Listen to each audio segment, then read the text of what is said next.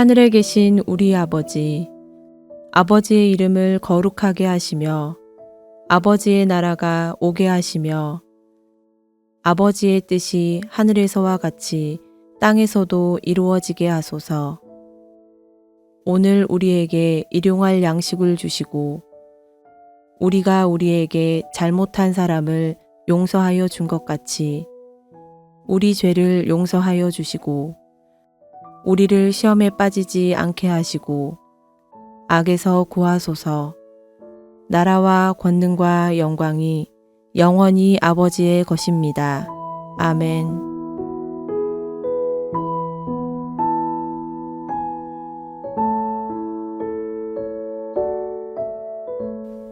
나의 자녀들아, 내가 이것을 너희에게 쓰면 너희로 죄를 범하지 않게 하려 함이라.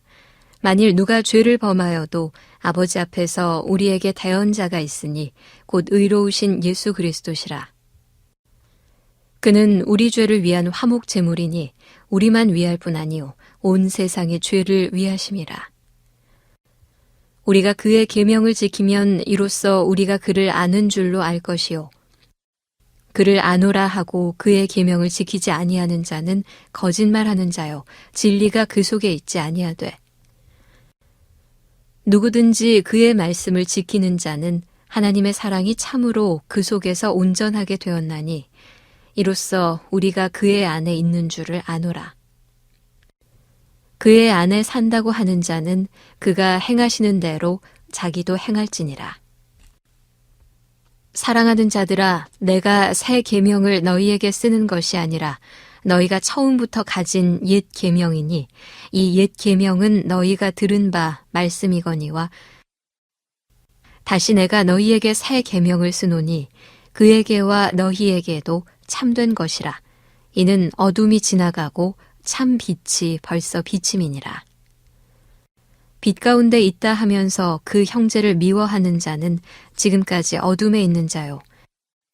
그의 형제를 사랑하는 자는 빛 가운데 거하여 자기 속에 거리낌이 없으나 그의 형제를 미워하는 자는 어둠에 있고 또 어둠에 행하며 갈 곳을 알지 못하나니 이는 그 어둠이 그의 눈을 멀게 하였음이라.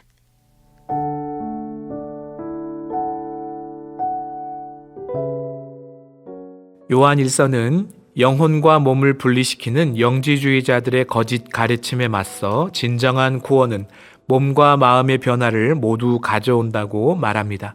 그것을 담은 단어가 바로 사귐이라는 단어죠. 지식의 깨달음이 아니라 하나님과의 사귐을 통해 우리는 구원받습니다. 그렇게 사랑이신 하나님과 사귐을 통해 우리는 또 다른 누군가를 사랑하는 존재로 변화되어져 갑니다.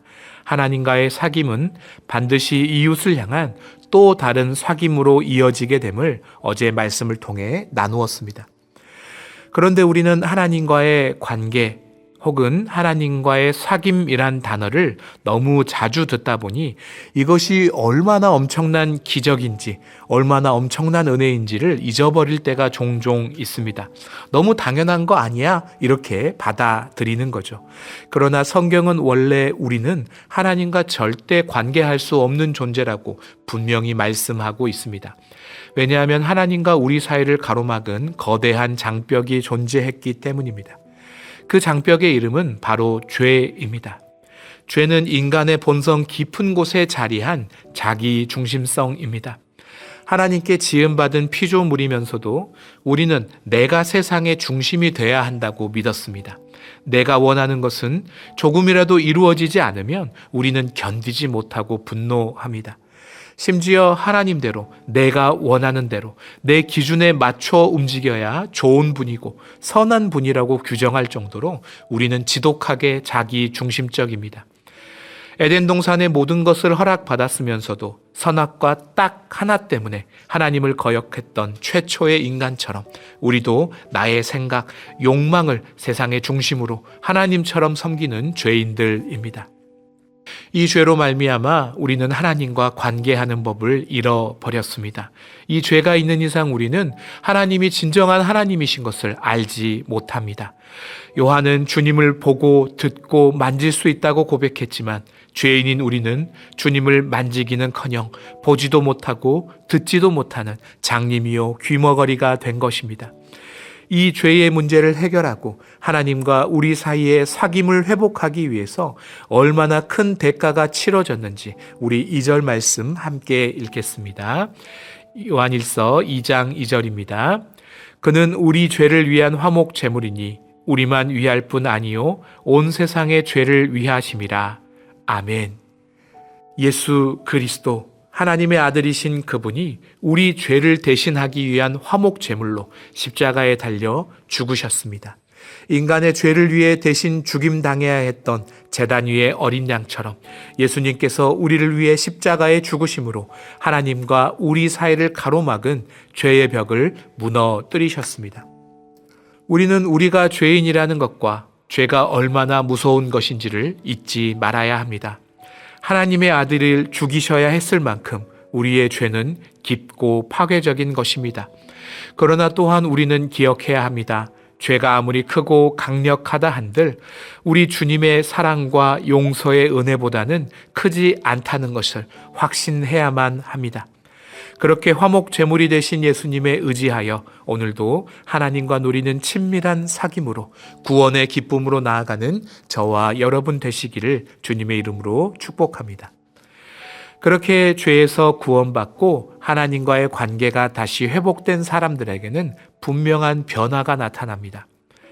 죄는 자기 중심성이기 때문에 이 죄에서 구원받은 사람들의 특징은 자기 중심성에서 하나님 중심적인 삶으로 삶의 방식이 변화되게 되는 것이죠.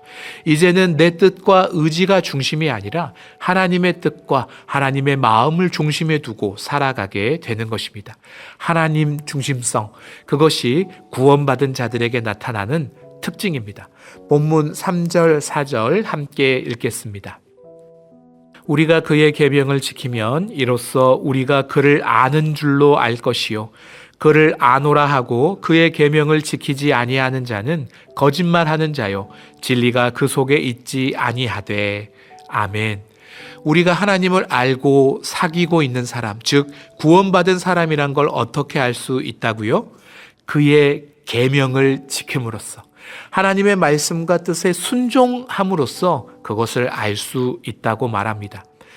신앙을 지식으로만 아는 자들, 영적인 우월감이나 내적인 평안을 위해서 종교 생활하는 사람들은 결코 이 순종에는 이르지 못합니다.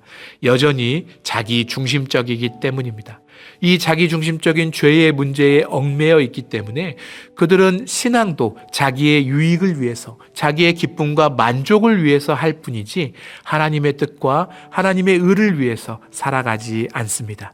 그러나 하나님을 만나고 구원의 기쁨을 아는 사람들은 반드시 순종에 이르게 됩니다. 단순히 의무적으로 율법을 따르는 것이 아니라 기쁘고 자유로운 선택에 의한 순종입니다. 왜냐하면 사랑하면 사랑의 대상을 기쁘게 해주고 싶거든요.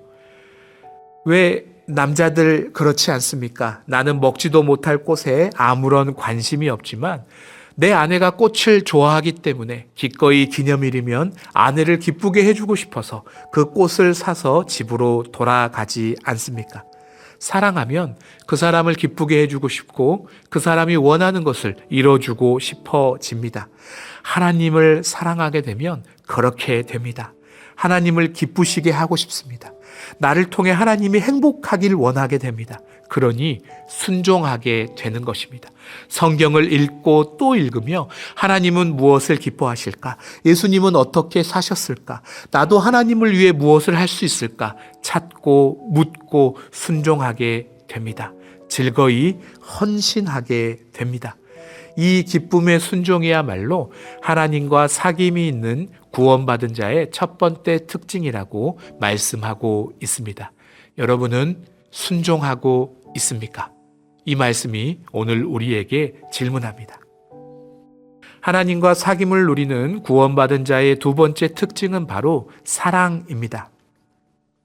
본문 9절 10절 말씀 함께 읽겠습니다. 빛 가운데 있다 하면서 그 형제를 미워하는 자는 지금까지 어둠에 있는 자요. 그의 형제를 사랑하는 자는 빛 가운데 거하여 자기 속에 꺼리낌이 없으나. 아멘. 빛 가운데 있는지 어둠 가운데 여전히 있는지 뭘 통해 알 수 있다고요? 그 형제를 사랑하는지 미워하는지에 따라 알 수 있다고 말합니다. 주 안에서 사랑하는 베델의 성도 여러분, 사랑은 단순한 덕목이나 특별한 사람들의 은사가 아닙니다. 신앙이 성숙한 사람들의 전유물이 아닙니다. 사랑은 구원의 본질입니다. 하나님의 자녀들에게 가장 명확하게 드러나는 특징입니다. 하나님은 사랑이시기 때문입니다. 사랑이신 하나님을 만난 사람들은 사랑하고 싶어집니다. 아주 오래전 한 수련회에서 하나님을 인격적으로 만난 청년이 이렇게 간증했던 것이 아직도 기억납니다. 그 학생은 떨리는 목소리로 이렇게 고백했습니다. 평생을 나만 생각하며 살았던 내가 이제는 다른 누구에게 식은 밥 한 끼라도 대접하고 싶어졌다고, 나를 통해 누군가가 작은 위로라도 받기를 바라게 된다고, 내 안에 이런 마음이 생겨난 게 기적 같다고 그렇게 고백했던 기억이 납니다. 사랑이야말로 하나님과 사귀는 사람의 특징이며 구원의 가장 명확한 증거입니다. 하나님과 사귀는 사람들은 결코 움켜쥐는 법을 모릅니다. 바보처럼 자신을 내어주면서 오히려 기뻐합니다. 내가 사랑받는다고 느낄 때보다 남들을 사랑하고 섬길 때 더 큰 기쁨을 느끼게 됩니다. 내 사랑과 수고로 한 영혼이 살아날 때 세상 그 어떤 것보다 행복하다고 고백하는 사람이 바로 하나님을 사랑하는 사람들입니다. 하나님은 사랑이시기 때문입니다. 여러분의 삶에 이 사랑이 나타나고 있습니까? 어둠에서 벗어나 빛 가운데로 행하며 이웃을 사랑하며 형제를 사랑하며 용서하는 삶을 살아가고 있습니까? 말씀이 오늘 우리에게 질문합니다. 결국 신앙은 단순한 결론으로 귀결됩니다. 하나님을 사랑하고 이웃을 사랑하는 삶입니다. 그러나 알다시피 자기중심적인 죄인들에게 사랑이란 늘 어렵습니다. 하나님을 사랑하고 이웃을 사랑하기로 다짐하다가도 늘 실패하고 좌절합니다. 미워합니다. 차가워집니다. 때로는 사랑을 포기하고 그냥 나만 위해 이기적으로 사는 게 편하다 싶기도 합니다. 그럴 때마다, 사랑에 실패하고 무너질 때마다 다시 화목제물이신 예수님의 은혜 앞에 나아가십시오. 십자가에 보여주신 그 한결같은 사랑, 자기를 온전히 내어주신 그 사랑과 용서 앞에 우리는 다시 회복되게 됩니다. 그렇게 다시 예수님의 사랑에 힘입어 죄와 싸우고 순종하며 날마다 사랑하기로 결단하며 우리는 살아가는 것입니다. 사랑하는 여러분, 우리의 신앙이 머리에서 멈춰버린 신앙이 되지 않기를 바랍니다. 우리에게 주신 구원의 은혜가 머리의 개념에서 멈추지 않고 우리의 가슴에 뜨거운 사랑으로, 우리의 손과 발에 땀 흘리는 사랑으로 흘러가기를 소망합니다. 그렇게 사랑하는 삶이야말로 이 땅에서 누리는 구원의 축복이라고 고백하며 하나님을 기쁘시게 하는 저와 여러분 되시기를 주님의 이름으로 축복합니다. 함께 기도합시다. 사랑하는 하나님, 죄인인 우리를 위해 예수 그리스도를 화목제물로 보내사 구원하여 주시니 감사합니다. 이제는 십자가 은혜로 말미암아 우리가 은혜의 보좌 앞으로 담대히 나아갈 수 있게 되었으니 날마다 하나님을 사랑하며 그 친밀한 사귐을 누리게 하옵소서. 이 사귐이 우리의 영적이고 정신적인 차원에 머무르는 것이 아니라 말씀에 순종하는 삶으로, 형제를 사랑하는 삶으로, 우리의 손과 발로 표현되는 신앙으로 흘러가게 하옵소서. 그리하여 우리를 통하여 하나님이 참으로 사랑이신 것을 온 세상에 드러나게 하여 주시옵소서. 감사드리며 예수님의 이름으로 기도드립니다. 아멘.